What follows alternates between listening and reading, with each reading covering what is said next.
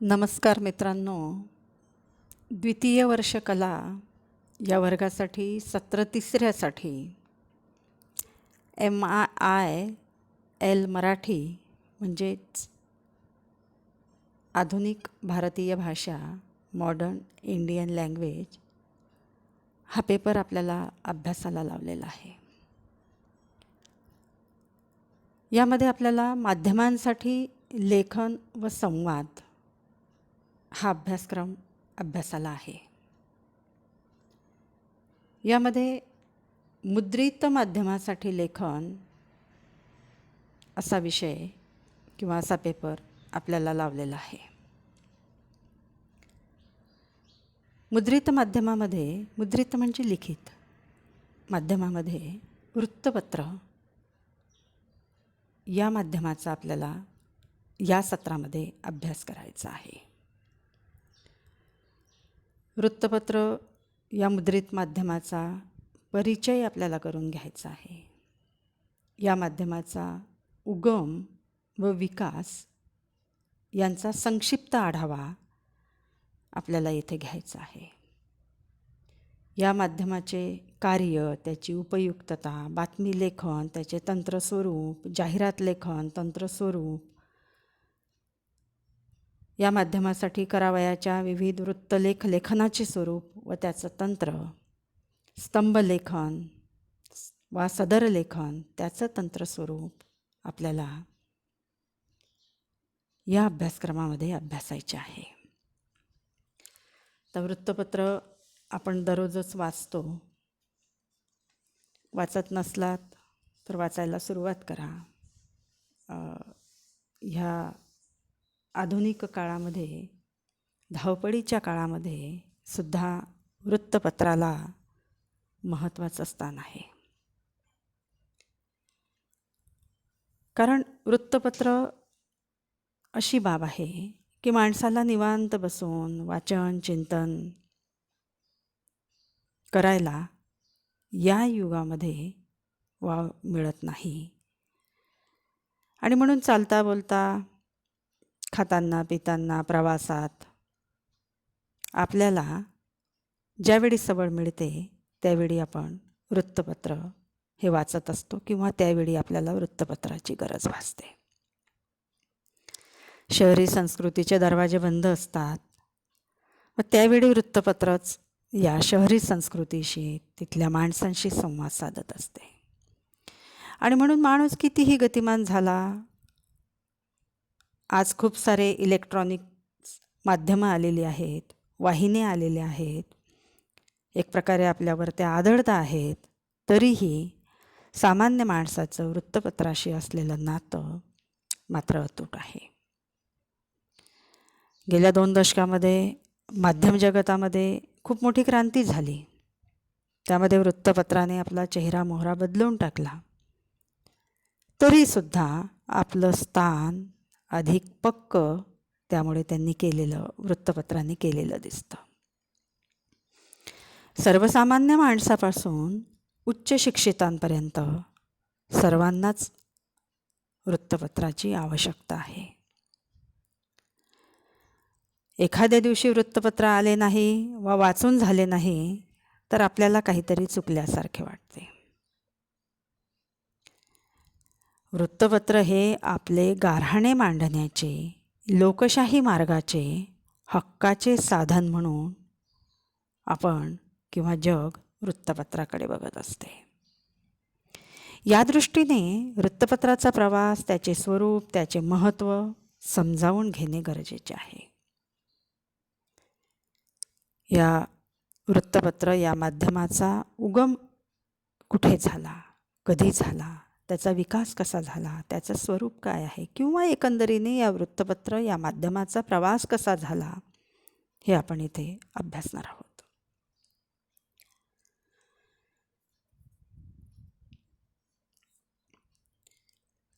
भारतीय लोकशाही ही जगातील सर्वात मोठी लोकशाही गणली जाते. या लोकशाहीचे कार्यपालिका, न्यायपालिका, विधिमंडळ ही 3 महत्त्वपूर्ण स्तंभ आहेत. कोणकोणते? कार्यपालिका, न्यायपालिका आणि विधिमंडळ. लोकशाहीचा चौथा स्तंभ कोणता आहे? तर तो आहे वृत्तपत्र. वृत्तपत्राचा उल्लेख लोकशाहीचा चौथा स्तंभ म्हणून केला जातो.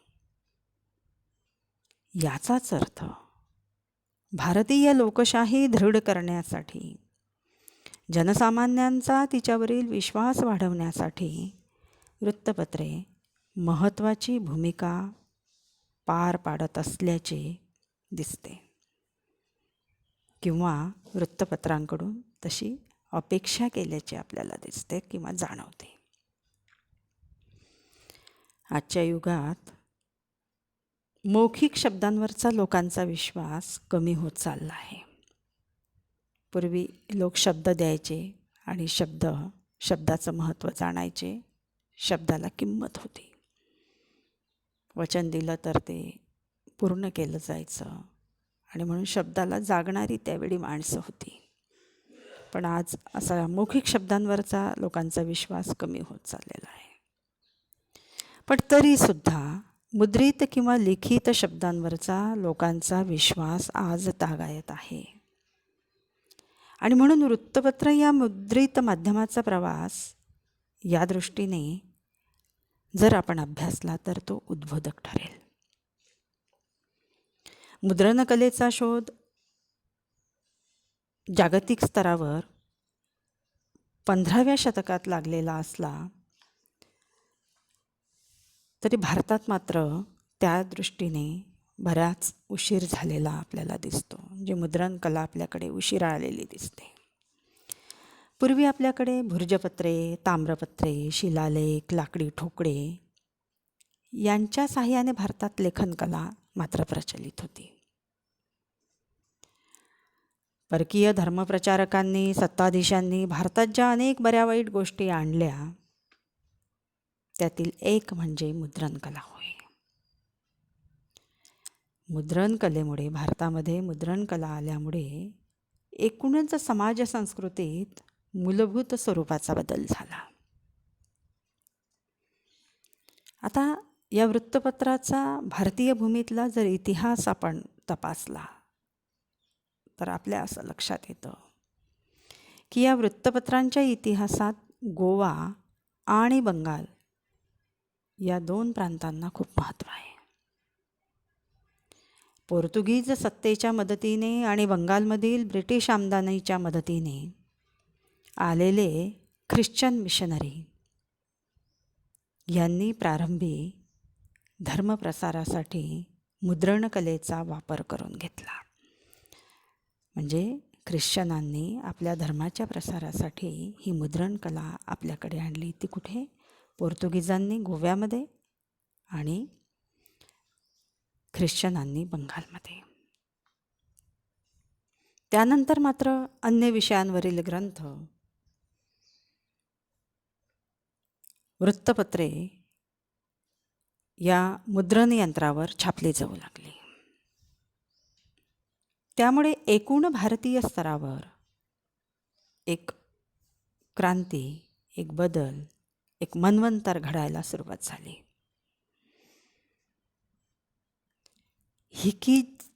हिकीज गॅझेट या वृत्तपत्राला भारतीय भूमीतील पहिले वृत्तपत्र म्हणून ओळखले जाते. इंग्लंडमधील बातम्या हँडबिलाच्या स्वरूपात छापून विक्रेते जोरजोरात ओरडून लोकांचे लक्ष वेधून घेत असत. हे बातमीपत्र विकत घेण्यासाठी गॅझेटा नावाचे एक नाणे द्यावे लागायचे आणि त्यामुळेच पुढे यास गॅझेट असे संबोधले जाऊ लागले. गॅझेट हा शब्द आपण ऐकलेला आहे. जे गॅझेट हा या शब्दाचा इतिहासही आपल्याला येथे माहीत झाला. असो, भारतीय भाषांमधून पहिल्यांदा वृत्तपत्र सुरू करण्याचा मान राजाराम मोहन राय यांच्याकडे जातो आणि त्यामुळे राजाराम मोहन राय यांना भारतीय वृत्तपत्राचे जनक असं संबोधले जाते. त्यांनी प्रारंभी संवाद कौमुदी हे बंगालीतून वृत्तपत्र सुरू केले. त्यांनी पार्शियन भाषेतून, गुजराती भाषेतून कोहिनूर हे वृत्तपत्र, तामिळनाडूतील तामिळ मॅगझिन, पंजाबातील कोहिनूर ही खूप मोठी वृत्तपत्रांची यादी आपल्याला नंतरच्या काळामध्ये सांगता येते. आणि मग 1820 ते 50 या दरम्यान एकूण भारतीय पटलावर विविध वृत्तपत्रे मुद्रित झालेली आपल्याला दिसतात. ही वृत्तपत्रे लोकांच्या हक्कांपर्यंत, लोकशाही दृढ करण्यापर्यंत येऊन पोचलेली होती हे विशेष. राजाराम मोहन राय यांच्यापासून सुरू झालेला वृत्तपत्रांचा हा प्रवास महात्मा फुले, लोकमान्य टिळक, आगरकर, डॉक्टर आंबेडकर, महात्मा गांधी ते थेट आजच्या मान्यवर संपादक मंडळींपर्यंत येऊन पोचतो.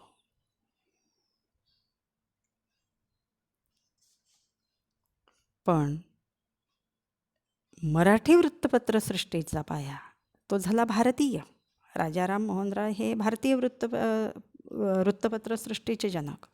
पण मराठी वृत्तपत्र सृष्टीचा पाया हा कोणी घातला तर तो बाळशास्त्री जांभेकर यांनी. त्यांनी 6 जानेवारी 1832ला दर्पण हे वृत्तपत्र सुरू केलं आणि तो वृत्तपत्र सृष्टीचा पाया घातला. दर्पण अर्थात दर्पणपूर्वी 4 वर्षे अगोदर मराठा न्यूजपेपर म्हणून मुंबापूर वर्तमान या वृत्तपत्राचा उल्लेख लंडन येथे एका मासिकामध्ये केलेला आहे. इतिहास अभ्यासताना ह्या गोष्टींची नोंद आपल्याला घ्यावी लागते. मात्र त्या वृत्तपत्राच्या संदर्भामध्ये फार काही आपल्याला त्याचे संपादक कोण होते, त्याचे मालक कोण होते आणि म्हणून ते काही सांगता येत नाही. राके लेलेंनी याचा उल्लेख केलेला आहे वृत्तपत्राचा इतिहास लिहिताना. मात्र ते सांगता येत नसल्यामुळे आपण आज भारतीय वृत्तपत्रसृष्टीचे जनक मराठी वृत्तपत्रसृष्टीचे जनक म्हणून बाळशास्त्री जांभेकरांचा उल्लेख करतो, त्यांच्या दर्पणचा उल्लेख करतो. दर्पणनंतर 1840मध्ये मुंबई अखबार सुरू झाले. जांभेकरांचे समकालीन असलेले भाऊ महाजन यांनी प्रभाकर नावाचं वृत्तपत्र सुरू केलं. त्यानंतर लोकहितवादींची शतपत्रे सुरू झाली. ती प्रभाकरमधूनच प्रसिद्ध करण्यात आलीत. भाऊ महाजनांनी धूमकेतू, ज्ञानदर्शन ही वृत्तपत्रे सुरू केली. त्यानंतर ज्ञानसिंधू, ज्ञानोदय, ज्ञानप्रकाश ही वृत्तपत्रे उदयाला आली. त्यानंतर विष्णूशास्त्री चिपळूणकरांची निबंधमाला 1874ला सुरू झाली. त्यानंतर 1877ला कृष्णराव भालेरावांचं दीनबंधू आले. त्यानंतर महात्मा फुले यांचं शेतकऱ्याचा आसूड या ग्रंथापूर्वी काही भाग प्रसिद्ध झालेला पुढे दीनबंधू कामगार चळवळीचे आद्य प्रवर्तक ज्यांना आपण म्हणतो, तर त्यांनी ते चालवले. आणि महात्मा फुले यांनी 1885मध्ये सामाजिक सुधारणेच्या हेतूने सत्सार नावाचे नियतकालिक सुरू केले. म्हणजे एवढे सगळे आपल्याला अशी एवढी खूप भली मोठी यादी आपल्याला इथं सांगता येते. या दरम्यानच गोवा, बेळगाव, धारवाड, इंदूर, बऱ्हाणपूर यासारख्या बृहन महाराष्ट्रातील भागातून मराठी वृत्तपत्रे सुरू झालीत. त्यांनीही आपापल्या परीने लोकप्रबोधनाचे कार्य केलेले दिसून येते. विष्णूशास्त्री चिपळूणकरांच्या निबंधमालेने आणि टिळक आगरकरांच्या मराठा केसरी वृत्तपत्रांनी 19व्या शतकाच्या अखेरीस लोकांमध्ये राष्ट्रवादी जाणीवा आपल्या वृत्तपत्राच्या माध्यमातून निर्माण करण्यास सुरुवात केली. त्यावेळचे केसरीतले लेख किंवा आगरकरांच्या सुधारकामधले लेख हे खूप गाजलेले होते. परांजपेंचं काळ त्यामध्ये आहे. हरिभाऊ आपटे यांचं करमणूक या वृत्तपत्राचा देखील आपल्याला उल्लेख करावा लागतो. मुकुंदराव पाटील यांचं दिनमित्र आहे किंवा भगवंतराव पाळेकर यांचं जागृती आहे. श्रीपादराव शिंदेंचं विजय मराठा आहे. डॉक्टर बाबासाहेब आंबेडकरांचं मूकनायक आहे. बहिष्कृत भारत आहे. जनता आहे. प्रबुद्ध भारत आहे. तर ही सगळी वृत्तपत्रे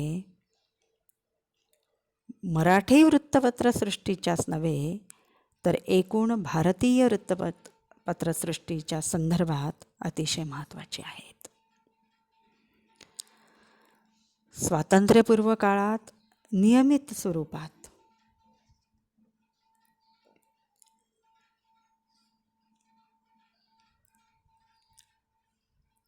आणि दैनिकांच्या स्वरूपात प्रसिद्ध होणारी वृत्तपत्रे ही फार थोडी जवळजवळ नव्हतीच असे म्हणावे लागेल.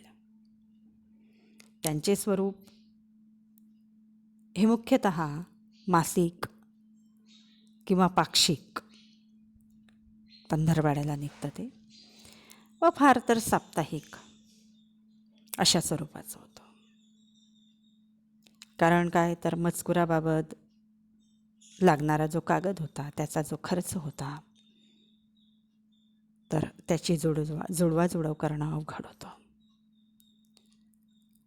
कारण त्यावेळी काही आत्ताच्यासारखे वृत्तपत्राचा मालक कोणी भांडवलदार किंवा श्रीमंत व्यक्ती नसायचे. आज आपण बघतोय की पक्षापक्षांची वृत्तपत्र आहेत.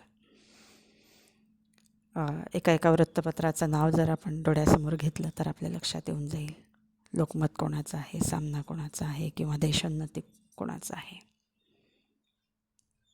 शिवाय आजच्यासारख्या जाहिरातीतून भरमसाठ पैसाही त्यावेळी मिळत नसे. आज जाहिरातीच्या माध्यमातून ही वृत्तपत्र चालताना आपल्याला दिसतात. त्यावेळी मात्र एक विचार द्यायला, समाजाला विचार प्रवृत्त करण्यासाठी, समाजाच्या डोळ्यामध्ये अंजन घालण्यासाठी ही वृत्तपत्र चालवली जायची.